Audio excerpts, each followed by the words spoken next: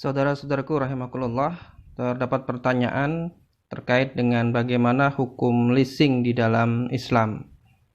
Baik, terima kasih atas pertanyaannya. Nah, sebelum kita menjawab pertanyaan ini, maka yang paling penting terlebih dahulu harus kita pahami adalah terkait dengan fakta dari leasing itu sendiri. Leasing adalah praktek sewa beli dengan menggunakan akad financial lease. Ada dua istilah yang sering digunakan, ada operational lease yang kita sering sebut dengan sewa menyewa, dan financial lease, inilah yang disebut dengan leasing. Leasing atau financial lease ini merupakan suatu bentuk transaksi sewa yang berakhir dengan kepemilikan atas barang dengan hak opsi.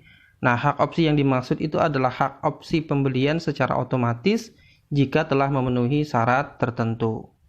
Syaratnya adalah jika penyewa bisa melunasi seluruh biaya sewa sampai akhir periode, maka penyewa dianggap menjadi pembeli atau otomatis akadnya berubah dari sewa menjadi beli.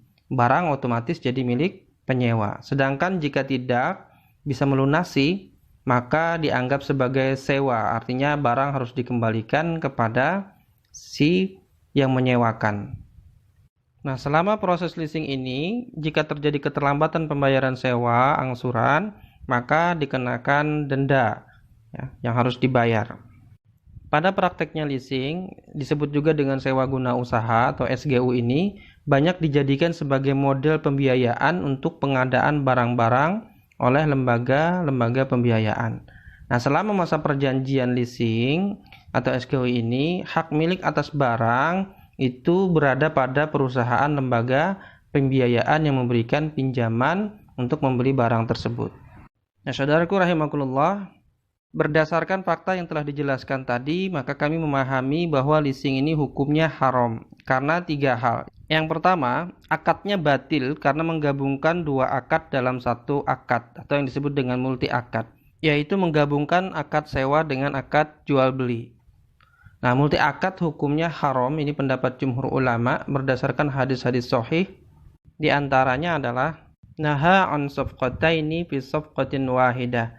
Nabi SAW telah melarang dua kesepakatan atau dua akad dalam satu kesepakatan. Hadis riwayat Ahmad. Imam Taqiyuddin An-Nabhani rahimahullahu taala menjelaskan bahwa dua kesepakatan dalam satu kesepakatan itu yaitu safqataini fi safqah wahidah. Dalam hadis ini artinya adalah adanya dua akad dalam satu akad. Misalnya menggabungkan dua akad jual beli menjadi satu akad, atau akad jual beli digabungkan dengan akad ijarah, sewa menyewa. Jadi keharaman leasing yang pertama adalah adanya al-uqud al-muraqabah, yaitu multi akad yang haram. Keharaman leasing yang kedua adalah adanya riba nasi'ah, yaitu adanya denda atas keterlambatan pembayaran dari biaya sewa ataupun pinjaman itu. Nah, nasi'ah adalah tambahan atau denda baik itu berupa penalti dan lain-lain yang terjadi atas pinjaman akibat adanya penambahan tempo waktu pembayaran. Dalam hadis disebutkan ala innamar riba fin nasi'ah. Ingatlah sesungguhnya riba itu ada di dalam nasi'ah. Hadis riwayat Muslim. Dalam transaksi leasing itu terjadi denda, dan dalam pembiayaan leasing itu selain terjadi denda juga terjadi bunga dari pinjaman yang diberikan kepada mereka yang menggunakan fasilitas pembiayaan itu. Sehingga keharaman yang ketiga dari aktivitas leasing ini adalah pada pembiayaan riba itu sendiri, yaitu terjadinya riba qard, adanya bunga tambahan atas pinjaman untuk melakukan pembiayaan leasing itu. Ini terjadi pada transaksi leasing yang melibatkan pihak ketiga, yaitu perusahaan-perusahaan pembiayaan. Di dalam hadis disebutkan kullu qardin daro manfaatan fahuwa wazuhun min wujuhi riba. Setiap pinjaman yang menarik suatu manfaat, maka itu termasuk salah satu bentuk dari riba. Kesimpulannya, leasing baik dengan transaksi langsung ataupun melalui perusahaan pembiayaan hukumnya haram karena transaksinya menggunakan multi akad yang batil, terjadi riba nasi'ah, serta terjadi riba qard.